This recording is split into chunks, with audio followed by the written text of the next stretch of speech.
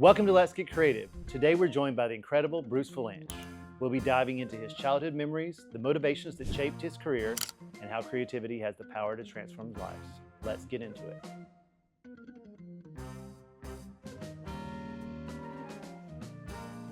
Thank you so much. It's so good to see you again. Yeah. It's been ages. It's been that long. We had lunch at WeHo Bistro. Where I had lunch guess today, exactly. Maybe right before I started opening Creative Recovery. So, we how were long chatting. has that been? We're in our I'm gonna second year, sneeze.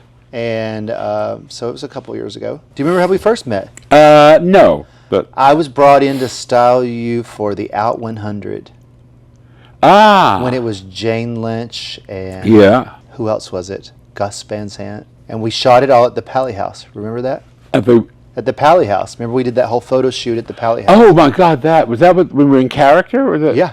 Where Yeah, Jane and I, we were doing like a You Frankenstein? and Jane together, yeah, we did the Yes, whole... oh, that was where we met, yeah. We did like a German... We were doing some German expressionist Yeah. thing where I was as the mad doctor and she was Correct. the maiden in kind of like a wedding gown. Yeah. That was, and it was George Takei was in that. Yeah, that's right. Yeah. It was A long time ago. Photos. A long time ago. I'm blown up. I do too. It's one of my favorites. Yeah, we laugh about it. Jane and I laugh about it all the time. Yeah. We could do it now in reverse. I could be the bride, and she could. There you go. You know, as I was telling you that just in our treatment program, we're often trying to show our clients how to express themselves through creativity and how to use it as a modality for healing and for mental health journeys. And so I'd love if you could share with us how you've used creativity in your life to navigate successes and maybe even failures or sadness. It's been what my life has been about. I mean, it was from the time I was a little kid making faces in the mirror. I had very, very smart parents, and they were very enabling, and they realized I was only going to be happy if I was doing something in show business. And they only wanted me to be able to make a living. And they kept encouraging me to write because they thought that newspapers would never die. Well, what did we know? Yeah.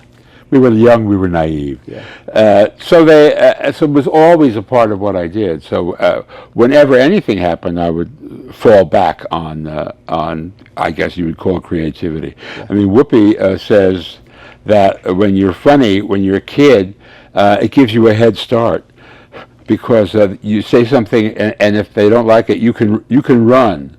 Sure. While they're laughing. Of course. Yeah. So, well, I think that has a lot to do with even being, for me, like growing up as a kid or an unrecognized gay kid. Yeah, right. I think that I found that creativity, even in those moments, we had to kind of navigate. Sure. We had to you're know fine. You're not like the others, and you grow an armor. Sure. To if you're lucky. If you don't, then you're already in a hapless place. Yeah.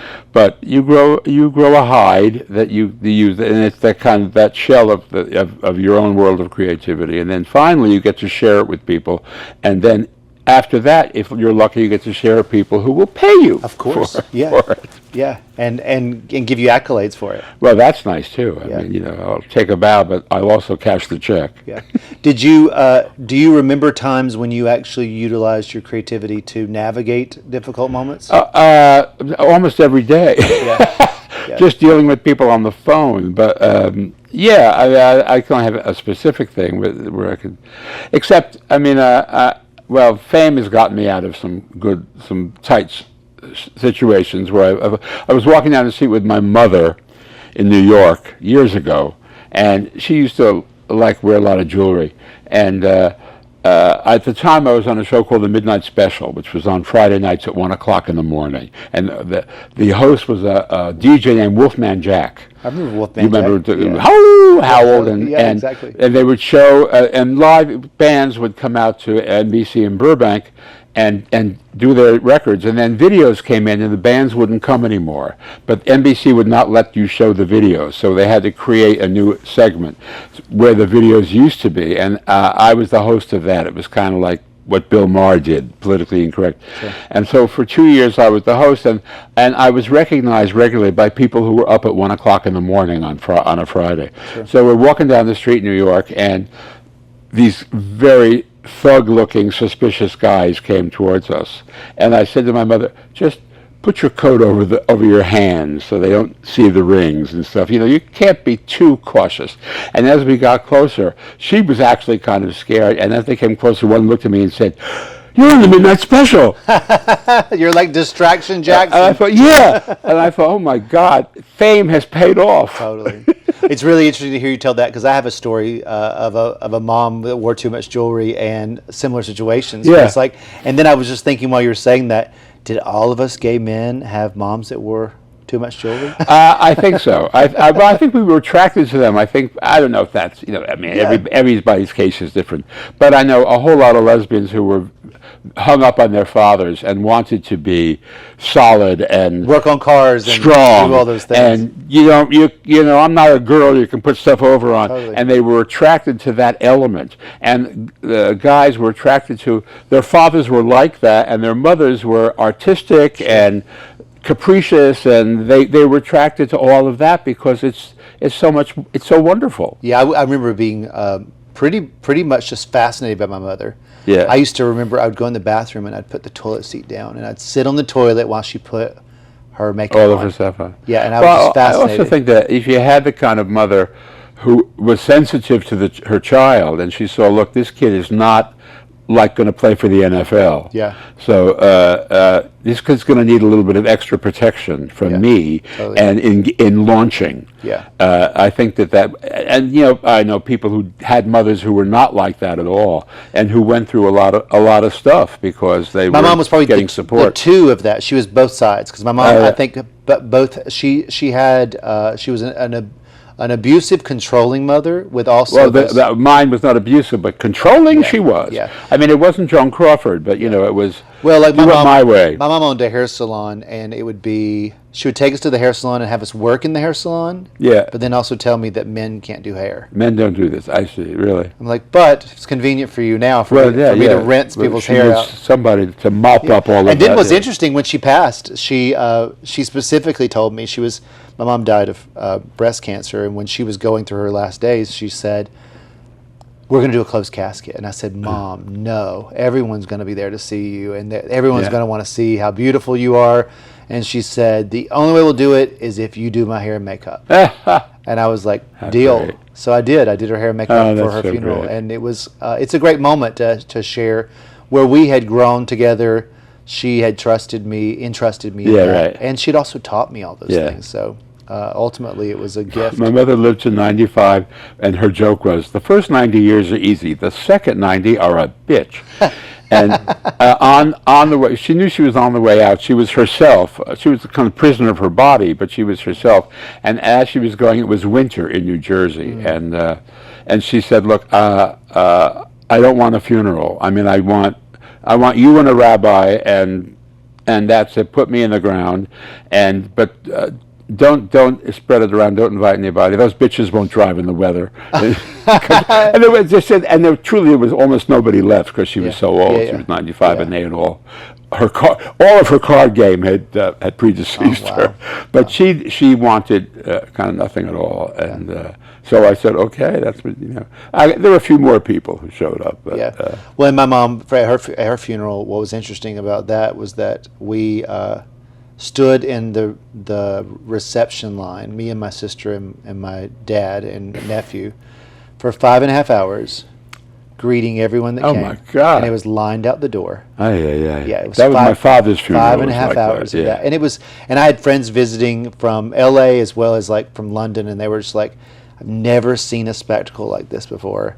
And we were in the car driving behind the hearse, and the guy from London said, "Are there really police cars like stopped?" And the horses, people were on horses and stopped. There were, at one point we drove by, and there was a man with his hat on over his heart, and there was a dog kneeling beside him. I was like, this is just oh my God, indicative of someone in a small town. My mom was really prominent. And we drove through 2 counties. So one police escort came to one county and then passed her off to the next county. Where is the South somewhere? North Georgia. North Georgia. Gainesville. Yeah. The South is very ritualistic. Yeah. There's a lot it was of beautiful, and it was great. Much more than like the urban areas of the And then North. we had, after the funeral, we had someone from the church say, who was that singing? Her voice sounds just like the lady from Sixpence None the Richer. And I said, because it was the lady from Sixpence None the Richer. Lee Nash sang at my mom's funeral. And, Wow. And they were friends. And so Cool. it was really interesting. Lee was the first person my mom smoked pot with. So, Okay. yeah. So it was a great experience. And I can look back on that. And while my mother was controlling, I learned so much from who I am, what I do with business, how I conduct myself daily. I think that even in our toughest times with our families growing up, it becomes a lot of who we are and what our characters develop from. Sure.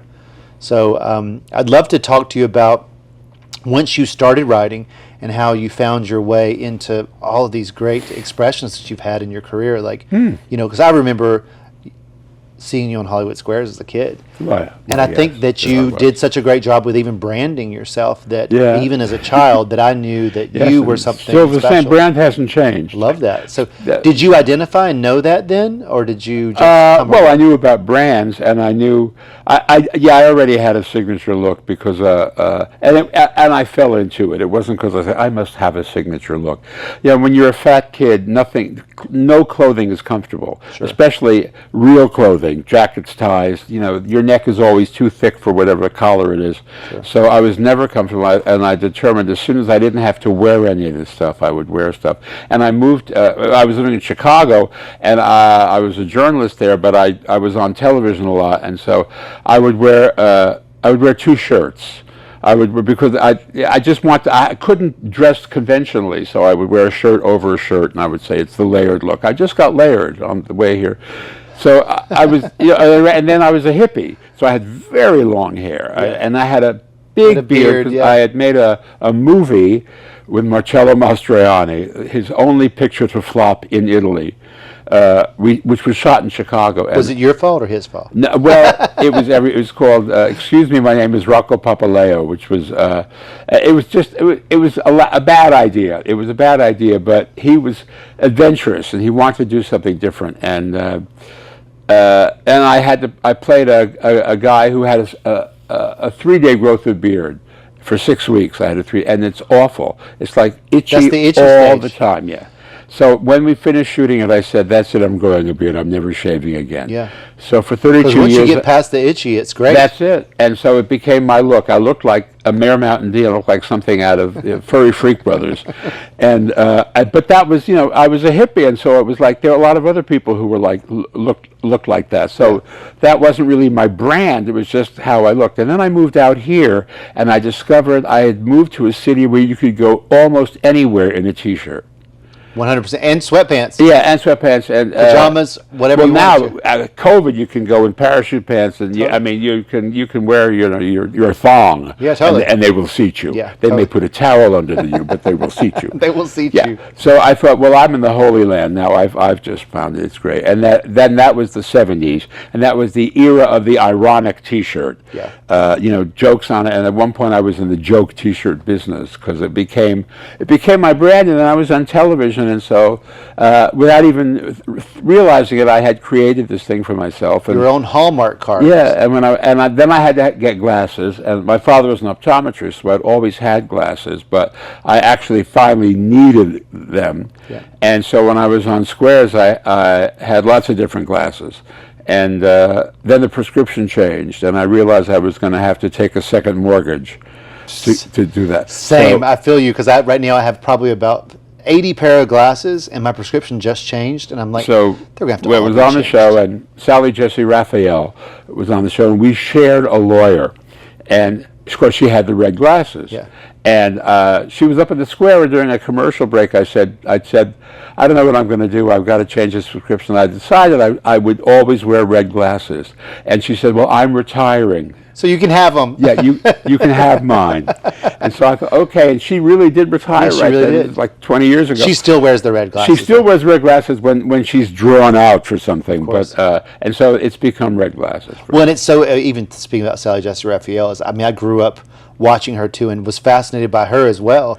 And then now to see her, she's really old. Oh, yeah. But looks incredible. Yeah, she looks great. Yeah. She looks great. But did you just realize, and that's where I start seeing myself, that's how I recognize aging, because I'm just like, wow, the people that I remember being part of my childhood Right. are now, like Jean Smart. I love Jean Smart. Yeah. But Jean Smart's older now. She's older and she looks terrific. Looks terrific, and having we were watching. She's had Hacks very last smart night. work, and Yeah. she's lucky that she has elasticity. And I think that the people that celebrate looking like they've aged is Yeah. actually the ones that continue to have Well, yeah. success. I mean, the Jane Fondas of the world. It's okay to Well, show your she's the icon of them all. Yeah. They all want her doctor's private number. Yeah, but even to show it's not just her doctors, it's her makeup artist. Her makeup artist, yeah. But Jane when she went through that period of being the fitness guru. Yeah.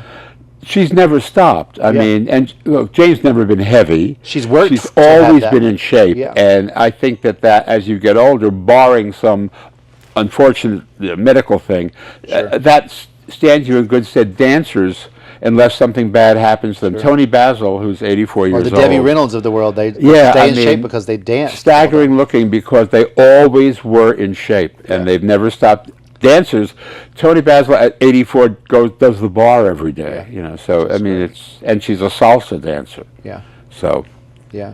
go figure. So then you went from Hollywood Squares, and then how did you end up involved in the Oscars? Well, the Oscars were before Hollywood Squares. I mean, I came out here as a writer of television variety shows, and with Bette Midler, who I started 56 years ago. Excuse me. Did you Okay, work I'm with back. Bette when she was in the bathhouses? Yes, did? yes. Toward the end of that, I wasn't the first. Her hairdresser Were you was the distracted writer. while you were in the bathhouses? Well, I was distracted from her. I wasn't distracted from what I was doing. She was a distraction. I bet. Yeah, exactly. I bet. In fact, there's one. Actually, this is a true story. And it has another famous name. Her last show, which I was not at because I was still in Chicago. Vito Russo, who famously wrote The Celluloid Closet, videotaped the last show on a real camera because there was nothing else before it. Sure. And it's Barry Manilow playing piano, and Bette's on stage, and it's true, like Bette Midler, and he left it to me in his will, so I had the rights to it. But then the internet came in, and you can't police that, so it's all over the place. You can probably, if you Google it, you'll find it. But there is a point where she's singing something, and suddenly the camera goes all crazy and wild, and I said, when he gave me the tape, I said to him, "What's going on there?" And he said, "Oh," I said, "I was getting blown and I came." Oh my God! I was literally thinking of something like that.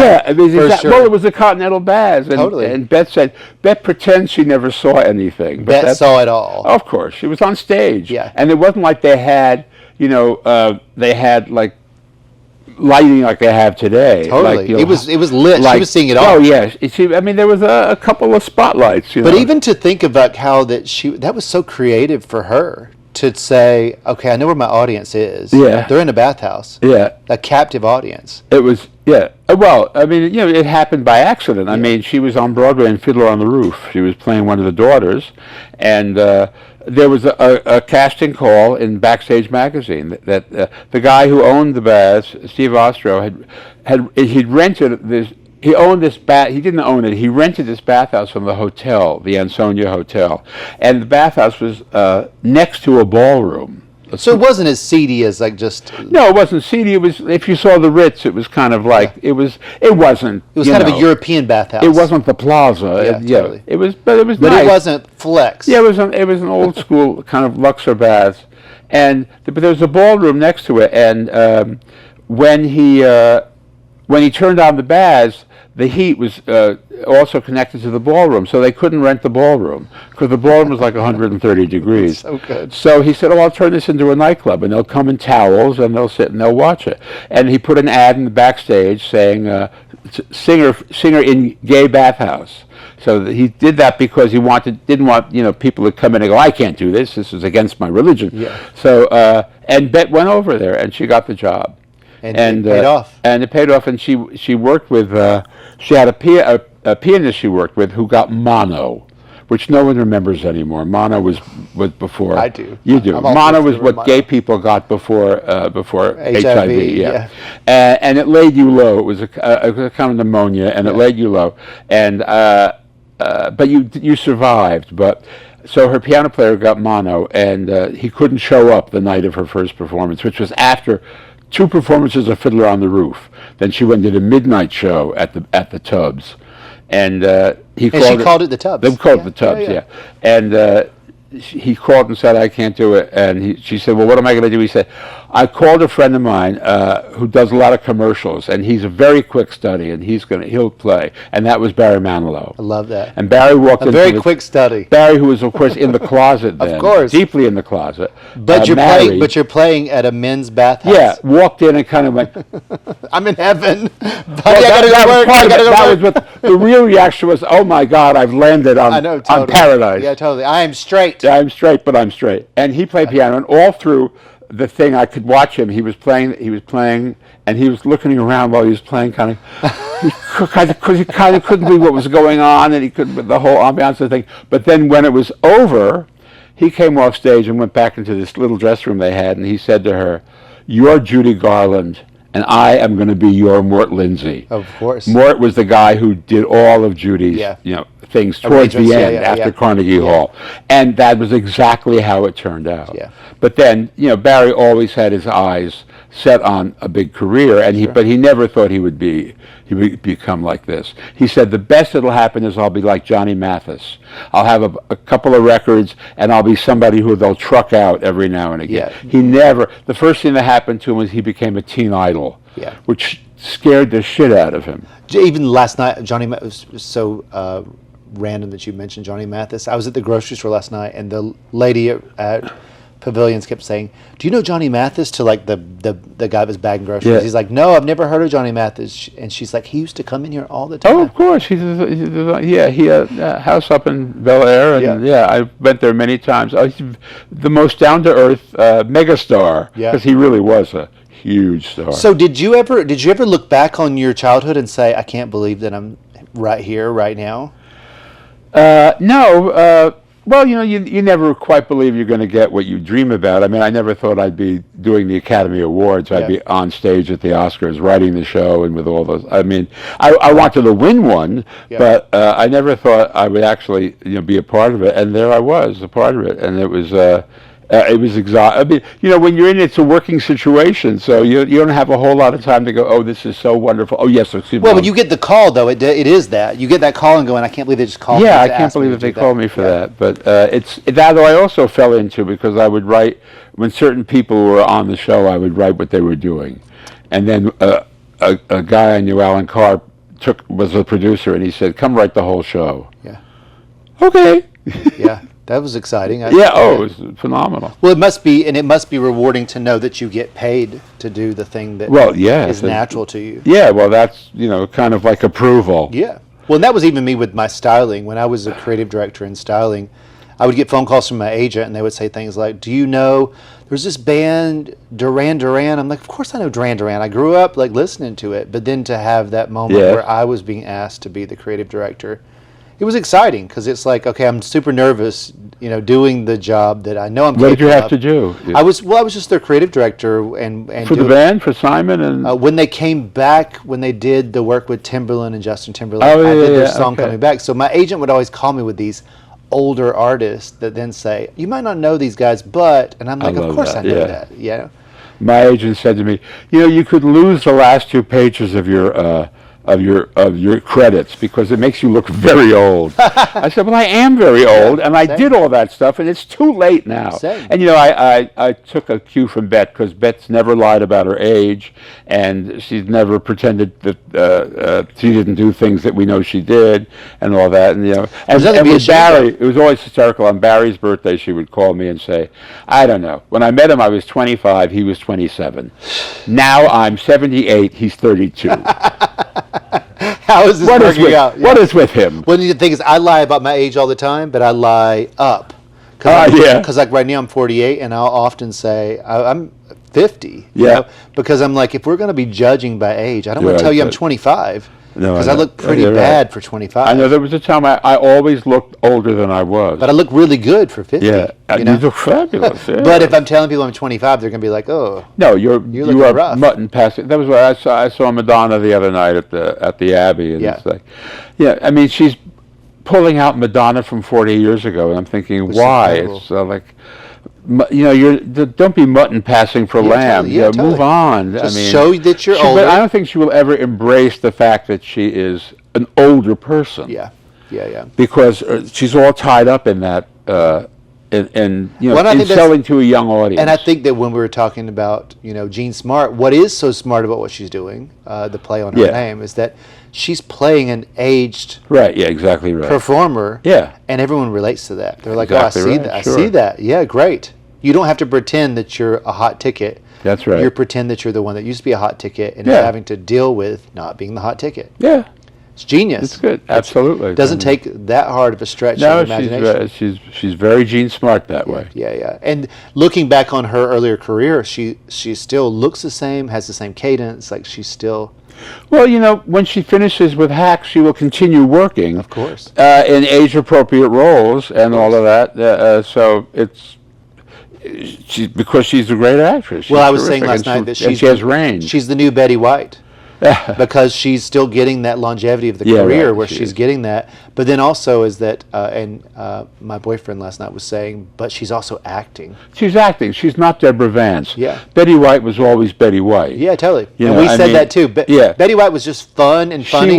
She had two characters that she played. One was the Mary Tyler Moore character. Which was clean cut and proper. Smart, the passive aggressive. Yeah.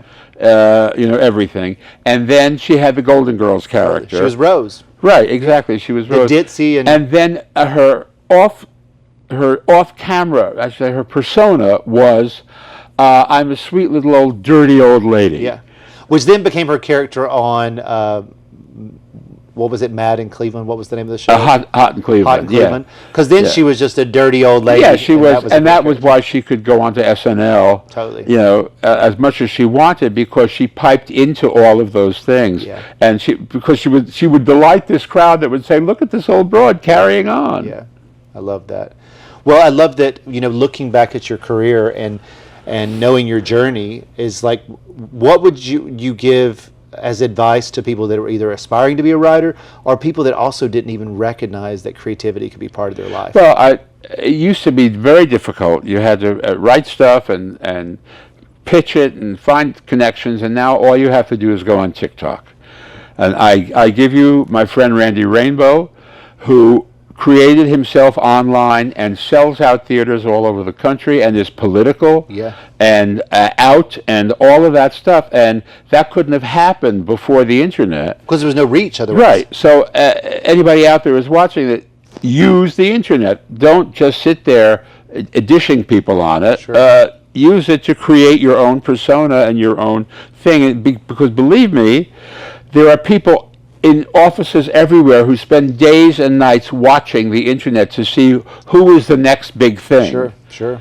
And that people keep bubbling up from it. And and I would also, I would say for people to be unique in themselves, because if you're trying to mirror anybody else, you're already behind. Right, exactly. Because they've already done that. Right. So if you're trying to be them, they're already the best them. But sometimes, you just have to rely on talent. Sure. I mean, look at Lady Gaga.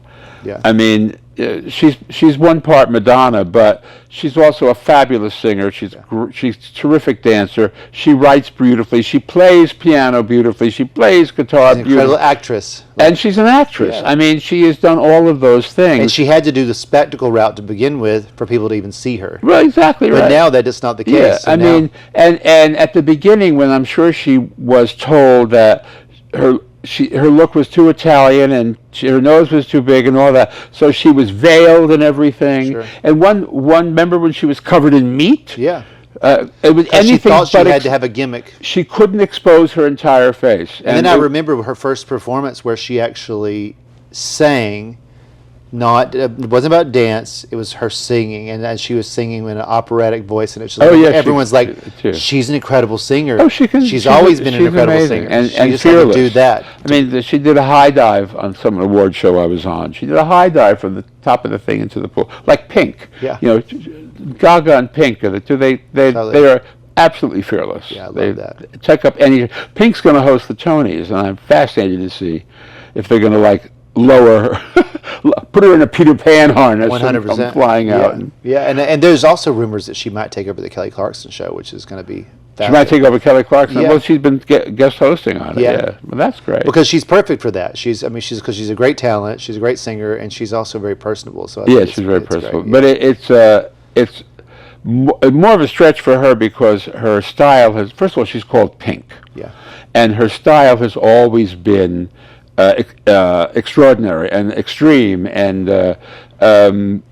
party. Yeah. And all of that. Kelly Clarkson was always, when she started, she was fat, and she was with a phenomenal and a voice. nudist, and all these things. But that she was a hometown girl from Texas, and so the idea she could sit on a couch with you and have a real conversation was not a stretch. Not a stretch Yeah, at not a all. stretch. I mean that was her ace basically, totally. and I don't blame her for being tired of doing that. But the question is that something that Pink will be comfortable with in the long haul, because she's.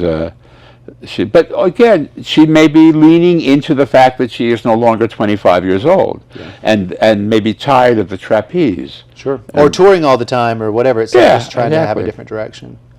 So, as I've shared with you, you know that we work in mental health and substance abuse here, and I would like to talk with you about what you've seen happen in the gay community and in West Hollywood over the years, because we've seen it navigate. It's become a place where mental health is a struggle for a lot of people already, but especially in West Hollywood, I think that there's a lot of addiction that's happened, a lot of mental health struggles, including like political struggles that we're having that people are trying to navigate.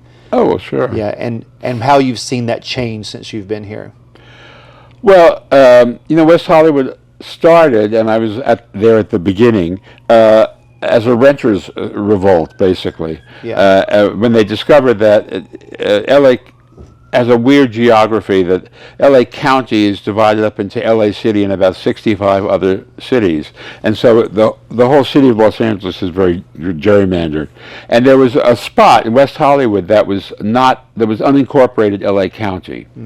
And but the rents were very high, and the gay movement was happening, and after Perestroika, a lot of Russian Jews escaped the Soviet Union before it fell apart, and came here. And so there were all these people living in this community, and they felt they were underserved by the county, and they felt that they would have more power if they created a city. So they came together and created a city. And it was basically gay people who wanted a gay city, Russians who wanted a place where they could have an influence in the local government so that they wouldn't be ostracized, and renters, because there were mostly landlords, and renters were being gouged. And so that coalition caused the city to be voted in.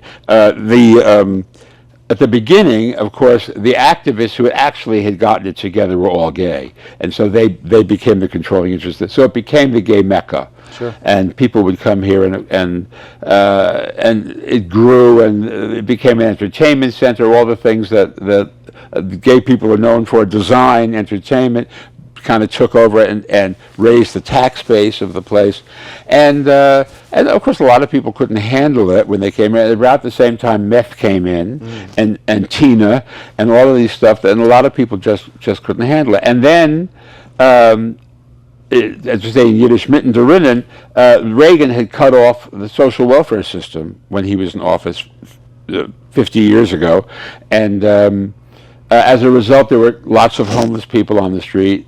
There had always been, but there were much, much more than it was before. And that fed into drug use, and some people with drug use became homeless. So it became, the complexion of the place changed. And including the fact that it was so attractive to straight women to come in and have a good time for safety with gay men who wouldn't roofie them, that straight guys came in and roofied them. Yeah, exactly. So, that began happening. So, I mean, I've watched all of that. I've watched it all change, and I watched the city give in to developers who come with big promises and build things that are not appropriate because they block the views of people who are there for the views. And a lot of stuff. So it's like every other city now, except it's 30,000 people, and each one of them is a finalist. Yeah. Well, and when I was building this facility, I found, kind of you started when you start diving into owning a business here, then you start seeing the deficiencies, and it's like I kept going to all of these city council meetings or mayoral meetings, and they would talk about the surplus of West Hollywood. Yeah. We have $30 million in surplus. Well, yeah. All these things they would say, and I'm like, either you need to lower the taxes, Yeah, right. or you need to start spending the money. Yeah, right. Because we shouldn't have a surplus Right, of yeah. $30 million. So, and then I would go and watch the mayoral candidate speak, and then I would say, okay, you're talking about what you're doing for the community, but all we're celebrating is another bar opening. Yeah. But then there's all of these kids that then that bar influence turns into like Right. drug addiction Yeah. and homelessness, but yet we're doing nothing for that. So I've always been trying to push that advocacy to say we need change. Tough. It's tough, and especially because the city council that they've set up, there are 5 people, and one of them is mayor for a year, and they go around. And so it's kind of inculcated. If you want to break through that, somebody has to retire or die. Sure. Because, Or the system has to be disrupted or a bit. because they continually get reelected, and I know them all, and they're not bad I do too, people. and they're not bad people, but it's just the circumstances are not feeding any exactly real growth. Right. Exactly right. And but the cool thing to mention, and I learned this when I lived over in Spalding Square, is that Plummer Park had that big Russian Jewish influence and the gay influence, and they were finding that they were having difficulty with the Russian Jewish straight men cohabitating. So there's actually, I don't know if you know this or not, there's a program at Plummer Park that teaches gays and these Russian Jews how to interact with each other. And as you know, like that there's all those Russian Jews that play chess and checkers there, and then there's the gays that do some of the nighttime hookups that are happening in the park, and they've cohabitated in this world because they have built out those programs to help them learn how to navigate each other. Which is interesting because they're both responsible for the birth of this place. Yes, I know. I mean, most of the Russian Jews who came over were Orthodox. Yeah. Because they had to go, because the Soviet Union was anti-religion to begin with, and it was anti-Semitic on top of that. So if you were a religious Jew, you were really in deep shit. Yeah. So they got out as soon as they could. And, I mean, I'm not, I was raised a conservative, which is the middle strata of American Jewry.